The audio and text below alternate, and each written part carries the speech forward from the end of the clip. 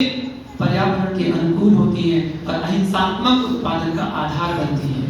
अहिंसात्मक कपड़े बन रहे हैं, अहिंसात्मक दवाई बन रही है, अहिंसात्मक सब कुछ। आज हमारे देश में क्या नहीं बन रहा, सब कुछ बन रहा है, हर चीज स्वदेशी में बन रही है। भारतीय अर्थव्यवस्था की रीढ़ यदि कोई है तो वो गांव है और किसान है। स्वदेशी वस्तुओं के प्रयोग में ग्रामीण उद्योगों का बल मिलता है और बेरोजगारी घटती है। आप जो छोटी छोटी आज मालूम है कितने बेरोजगार हो गए। हमारे यहाँ मजदूर द्वारा मकान बनाए जाते थे, मजदूरों द्वारा काम कराया जाता था, लेकिन आज समय की बचत, खेत में मजदूर फसल काटते थे।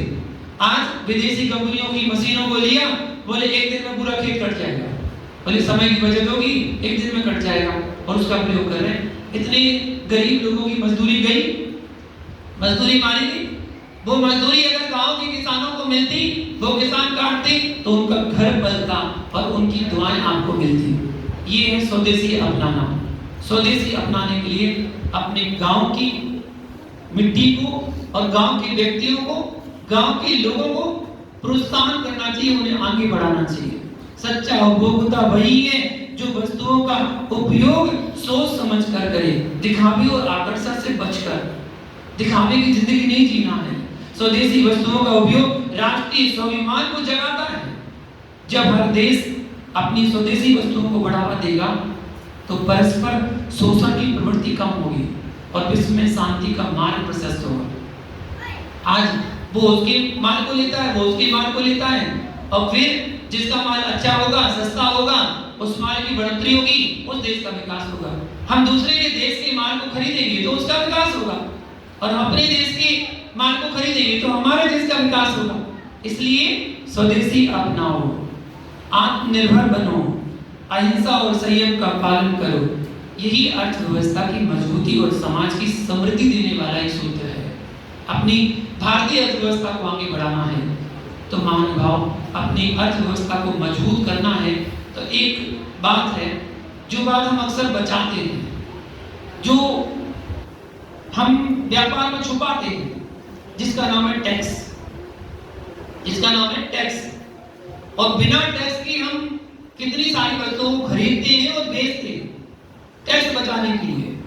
ब्लैक मनी जिसको कहते हैं, ब्लैक मनी बनती है नंबर 1 का पैसा और नंबर 2 का पैसा। ब्लैक मनी नंबर 2 का पैसा। और जब नंबर 2 का पैसा ज्यादा कमाया जाएगा तो फिर 2016 जैसा दिन फिर से आएगा। याद है ना 2016 में क्या आया था? हाँ, रात्रि का समय था जब हमारे माननीय प्रधानमंत्री नरेंद्र मोदी जी ने अपना उपदेश, अपना स्पीच दी और क्या बोला? 500 और 1000 के नोट बंद। भाइयों और बहनों, ऐसे कहा था, 500 1000 के नोट बंद कर दिए थे। क्यों? ब्लैक मनी बढ़ गई थी, करना जरूरी था।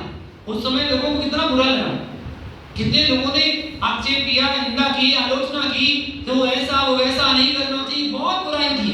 लेकिन उसके बाद जब अर्थव्यवस्था मजबूत हुई, सबने कहा बहुत अच्छा किया था, बहुत बढ़िया किया था, ब्लैक मनी को रोकने के लिए बहुत अच्छा काम किया था। सभी लोगों ने तारीफ की थी। भैया टैक्स देना है, टैक्स देने के महत्व को समझ लो। ईमानदारी और सत्य का पालन जैन धर्म का पहला व्रत है। सत्य है, टैक्स चुराना या गलत तरीके से बचना असत्य और छल का रूप कहलाता है। जो व्यक्ति सत्य और ईमानदारी से टैक्स देता है वह धर्म और राष्ट्र दोनों की सेवा करता है।